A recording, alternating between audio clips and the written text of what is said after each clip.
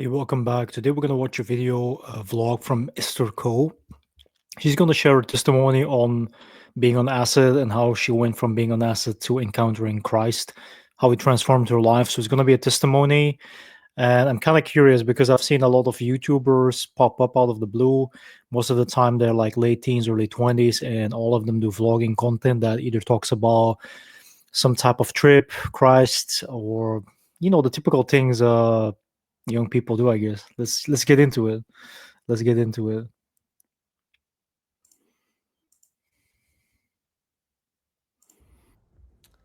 What is good? My name is Esther. I'm 20 years old, and I'm gonna be sharing my story today um, on the craziest trip, most W trip of my life ever, and how I met Christ. And I know those two don't seem to go together, but just hang tight. I'm gonna explain the lore for anyone who is interested. Um, so, some background: I grew up in a pretty Christian-based home, but I was surrounded by a broken family. There was a lot of fighting and a lot of anger. So that was just my early exposure to love, I guess. And I also grew up in a pretty hypocritical Korean church. Yeah, there was just a lot of people there that didn't portray the love of Christ properly. There's a lot of drama, and yeah, so during that time of my life, this is like up until COVID, I attempted to like kind of pursue a relationship with God, but only because I was kind of told to and I didn't know why. And it wasn't because I desired to, but just because the people around me were telling me that I needed to, and I didn't know why. So, yeah, after COVID, I just quickly stopped going to church, and then I just instantly went towards the world, and I chased after the world. So throughout this kind of chasing, I essentially became my own god, and I constructed my identity myself. And whether that was like a portfolio of like crazy like YOLO experiences, like my music, I love for music, or I don't know, relationships too. They were like a big part of what I accounted for my identity, my friendships, um, swag, like it was just everything that was very very temporary, always temporary, and because of that, I was never able to um, sit still. I was never able to have peace just being still, and because I was just trying to find myself through these things that were very fleeting, and just chasing after these highs. So up until this summer, um, I was just very involved in the raving scene, the raving lifestyle. Um, I remember like my first rave was um, like I think like freshman year of college. No, it was the summer. It was the summer of my senior year in like high school. Like I just graduated, and my friend at the time, which I ended up rooming with the my first year in college, she invited me to a rave. It was like Millennium, and it was my first time I ever had exposure to EDM like that. I listened to it a little bit as a child, but just like being there is like a completely different experience. I had a lot of people I knew there, and it was the first time I did Molly, and obviously like Okay, gonna take a little break here. I'm just trying to process it because it's like really getting dragged into an experience and a story. Well, first of all, since we're looking at an age category that's pretty young, is going from a kid to a very young adult, putting all that pressure on you. Like, I know what it was being 17, 18, 19 years old and starting my actual spiritual walkabout, like in the world, in life, and finding myself out there. It's basically two sides of a coin. Like, one side is you find yourself in the world, materialism, and being like selfish and a narcissist and self-pleasurement and all these things that eventually will drag you down or suck you dry and leave you empty, just like an empty shell. It doesn't nourish you. Think about what Christ said: "A man cannot live from bread alone," because you also need that spiritual food, nutrition, to be able to function properly, you have to balance these things out, and that is a task by itself. And then, secondly, if you do find that you are ready to walk in these footprints, and find God, find Christ, find your calling in life, and who you want to be, who you ought to be, what you're supposed to do, like traditionally, yeah, of course, parents, it doesn't matter what type of religion in that sense they come from or what they're trying to share. Most of the time is religion based, culture based morals and principles and expectations. I personally understand that there is value to it. I do think that parents do their utmost best in giving you what is essential to help you through life as a young adult. But at the same time, you need to find your position, your calling, and that by itself you can only do by yourself. That's an individual experience. You cannot rely on other people to help you with that. They can only point you into a direction, but you have to walk the walk. You have to walk a pathway solo. And I think that the pressure young people put on themselves to be perfect already on every level is already completely draining. It can have some serious negative consequences emotionally and mentally wise.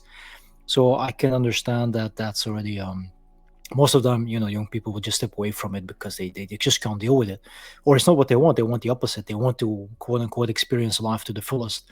But the moment you realize that, and again, I'm going to quote biblical passage, is that what is a man to lose his entire soul if he gains the entirety of the world? Like, is it worth it? That's the question you should ask yourself. And yeah, temptations are always there, and you look at it in a way you want to look at it. It can be any type of temptation, but the point is that putting so much pressure on yourself is never going to help you. And the thing you need to do is really take your time. Being mindful, clarity, pure, self-love, self-respect, all these things are very essential when you're growing up, when you're a young adult, when you're not only finding yourself but putting yourself out there. And that's when these hooks are coming for you. They want to hook and reel you in. That's something a lot of people can testify.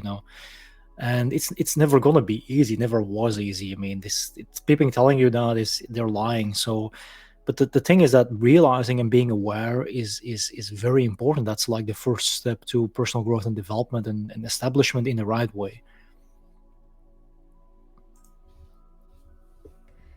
The first time you do Molly, it feels like the best day of your life, and that's how I would describe it to people. And I was sucked in from there. Like, since that day, I just only started listening to like EDM, and I just fell in love with um like this community there, this like sense of community and unity, the plur environments, um where everyone was just like so nice to each other, and everyone was just like on drugs, um and it was just very like, it felt very freeing. But I noticed, I kind of realized that like it wasn't a sustainable lifestyle, because um how I became after I started raving is like my whole purpose, like literally like my whole, like my purpose for life, was just to try to get like the highest high, I guess, at these raves. Um, that that lasted for like 3 years. I was just spending all my FAFSA on these raves, and my parents didn't know, and I was like starting to do a lot more drugs, and I kind of built my way up the hierarchy of drug usage, and then I began mixing stuff. Um, I thought, I honestly thought it was like very like, it was like so much excitement coming from the ability to like mix different things and try to get like different highs from it. Like, I was sucked in, and there was a point where I was very involved in the lifestyle, and when you're involved in it, you're also involved with a lot of drug usage. So it was this summer when I decided to take acid for the first time. And I've done psychedelics. I did shrooms before, and I've always had like kind of like bad trips on them. But with the mindset that I had back then, like once I like had a bad trip, but I was able to like get over it, my mindset was like, oh, like it can't phase me then, because I like knew I could get over it, and I kind of built like this big ego in myself that like nothing could like I don't know, nothing could really like phase my mentality. So yeah, that this summer I took the acid, and I took it with my boyfriend at the time. We're not together anymore, but I took it with my boyfriend at the time, and we're kind of on the same lifestyle path of just having um having the fun that we knew was fun at this time. Um, and I took the acid, and Okay, so basically, like boyfriend or not boyfriend, ex-boyfriend, these are people, like whether they're friends or boyfriends or girlfriends or whatever, these people, they're only there for you because of the usage of substance, the substance abuse. That's all. They're only there for the fun part, quote unquote, fun part. Excuse me. The moment the money runs out or the substance run out, they're gone. They're gone, or they start doing weird stuff. You know what I mean? They start exploiting you for money, or I don't know, using you and abusing you. Like these things happen. These It's like people. It's like what we call like bad friends, not good people. They're only there for the ride. They don't care about you genuinely, truly, honestly. They don't love or care about you. So it's better not to be involved with them on a long-term basis because they will drag you down equally. And cutting cords, if it comes to these types of relationship, is very important if you want to make progress socially and spiritually and even culturally, family wise, for example. And everybody dabbled with some substance at some point in their life. Some people have addictions, long term, short term. Some people have demons they have to face. I mean, these things do happen. These things are not uncommon. People that pretend that they never been through it or never experienced it or never saw people going through it, they're basically lying. They're just trying to pretend they're pure and innocent and unaware. But at some point in time, we all come in contact with it, whether it's personal through other people, even through social media. But learning from it is way more important than being judged for it. I think it's easy for us to judge other people based on doing these things or not. Like, oh, you're a druggie, you've been doing this, you've been doing that, you're a bad person, you're a terrible person. It smears the reputation of your family, your parents. You become like they will shun you, they will cast you out. But that doesn't help anybody. The moment you come to realization that these things are more harmful than anything else, that you can actually come to God without having to use any type of substance, you can basically do it naturally. That's something that a lot of people don't understand. When they're young, they think like we need to do a lot of things, whether it's being very extreme in religious observance or whether it's using substances. These things are like the easy way, but it has a price. And then the question is, are you willing to pay it? Because you cannot reverse time. The damage that is done to your brain and your body cannot be erased. Excessive alcohol abuse, excessive drug abuse, excessive self-medication, all these things have a price to pay. And since Christ clearly stated that your body is the temple that houses the Holy Spirit, but you have to remain pure. A polluted body cannot house anything. So how can the Spirit guide you? And that's something young people should be more aware of, more mindful of. And like I said, I think the worst thing a lot of people do, adults do mainly, is accuse or judge young people for doing these things instead of understanding that is an obstacle in their pathway to salvation. um, the moment I took it, um, I was like starting to come up, and um, my boyfriend at the time was like, he already like came up, but I was like trying to come up, and it wasn't like hitting as fast. So I think it was like an hour in or something, but uh, we start seeing like this green like little stink bug like crawling on my bed, and I'm like kind of tripping at this time, so I'm like letting it crawl on me, because I'm like, wow, it's so beautiful, so green and beautiful, and I was just like letting it crawl on me. And I just remember like I don't know, I literally don't know exactly like what I was thinking about, but um I let the bug outside because I wanted it to be like a one with nature again. And the moment I like let it outside, I don't remember exactly anything that happened after that. I think that's when it like really hit me. And I just remember like after that, I have very like fragments of memory, but I think it was like a couple hours in, and I just remember being on the floor, and I I felt like I was in a completely like different reality, if that makes sense. Like I felt like my whole life was a lie and like my whole life was leading up to this very moment, and I felt like the only consciousness in the entire universe, and that I was being watched from like a sadistic like entity, like a very evil sadistic entity, and that they were watching me um in my apartment, and my apartment and everything outside of it was just their world on puppet strings, and and that time was ticking like a time bomb, and I had to find a way to escape this reality, this time bomb of a world before it exploded. Like this is the mindset I had, and during that time I just remember feeling like this perpetual feeling of just like anxiety like like the anxiety that a ticking time bomb would have, knowing that everyone that they loved and everything that they experienced um, up until this point was just all a facade.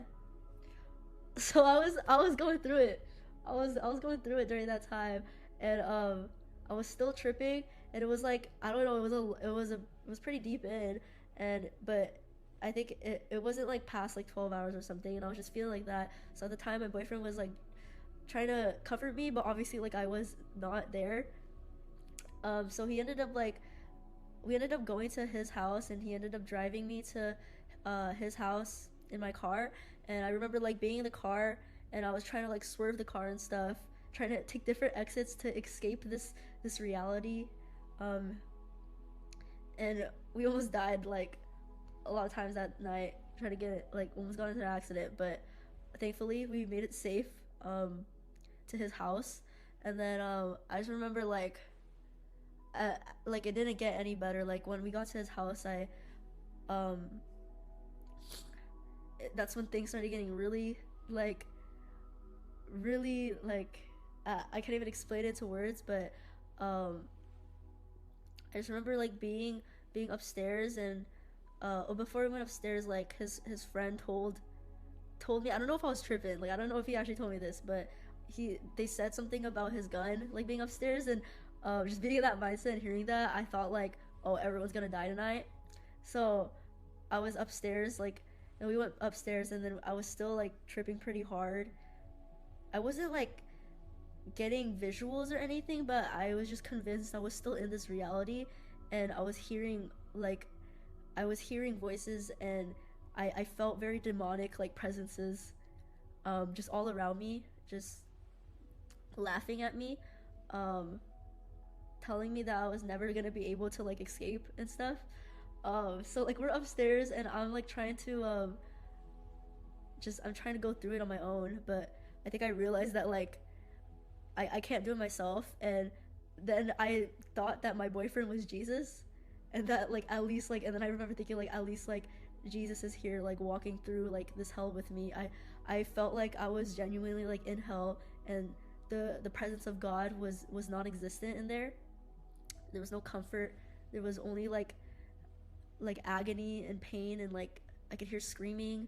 And I remember like thinking like, oh, my he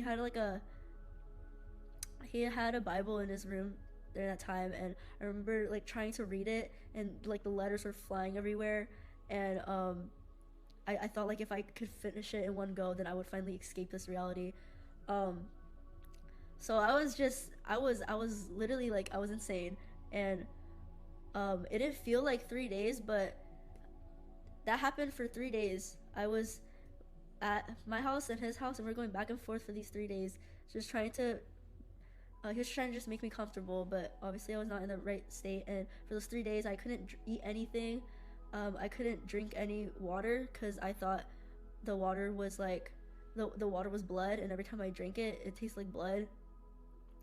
And it just felt so hot.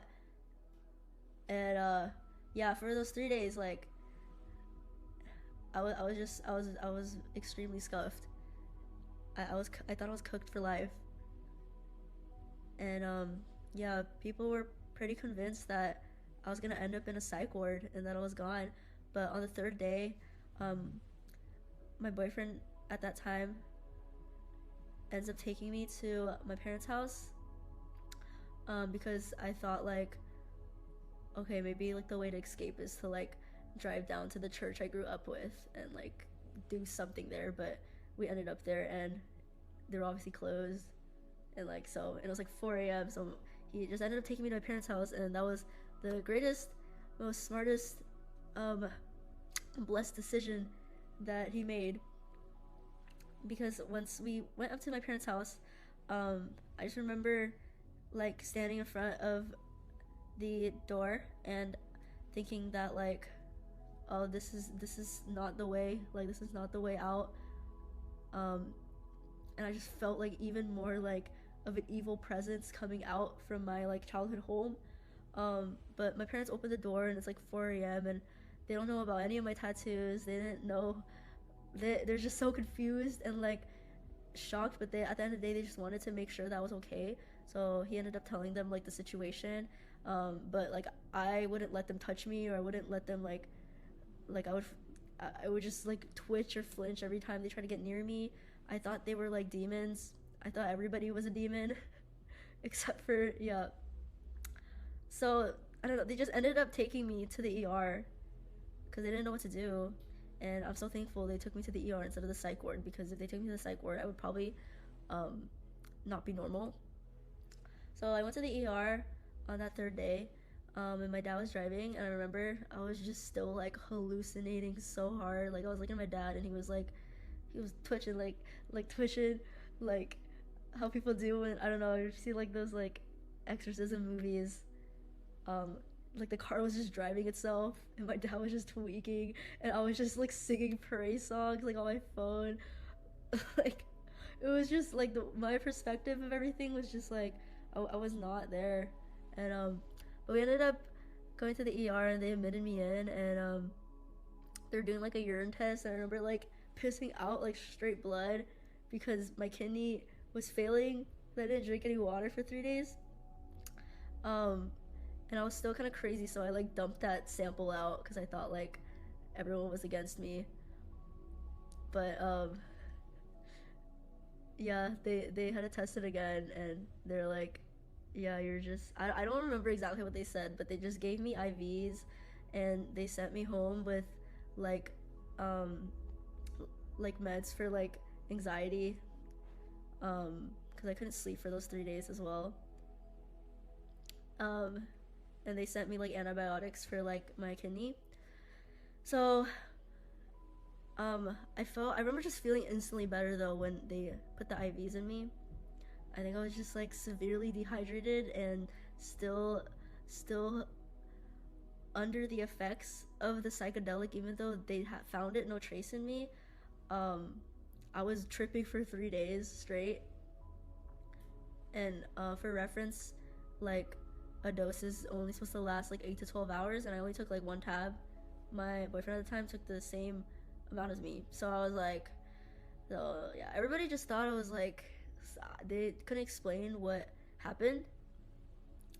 But once I went home, I began recovering, just trying to recover, and that whole month is like a complete blur to me. I don't really remember exactly what happened during that month, but I just remember that every time I tried to sleep, um, like I would feel like my soul was getting ripped out of my body, and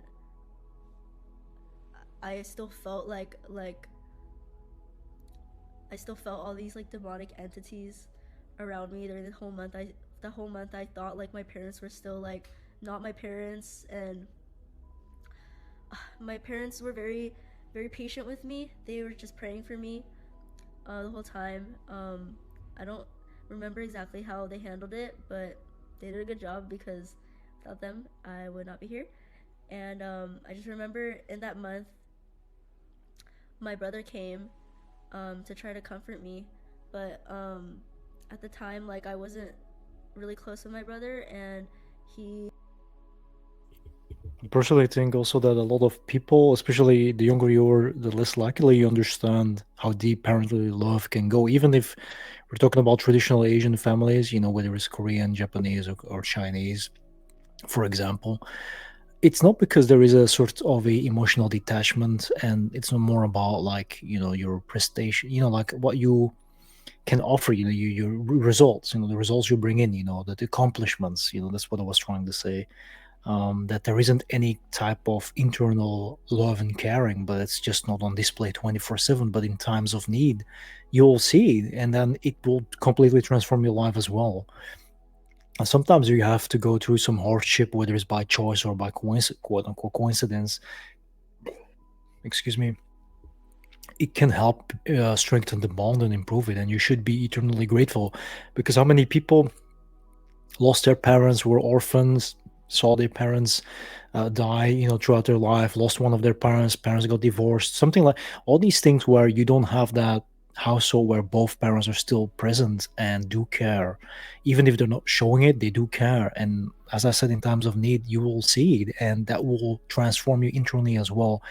And when you mention that, when you don't want it to be touched and all that stuff, when you were going through that phase of your life through influence, um, that's kind of because when we're scared or vulnerable, or in some type of state, any type of closeness, any type of love, any type of care automatically gets shunned. Can you imagine that? It's kind of like when you're surrounded by darkness, you don't want no light. Like light hurts your eyes, like the vampire aspect, like, oh, keep the sunlight out, keep the synthetic light out because it hurts my eyes, it's gonna burn me, I'm gonna die.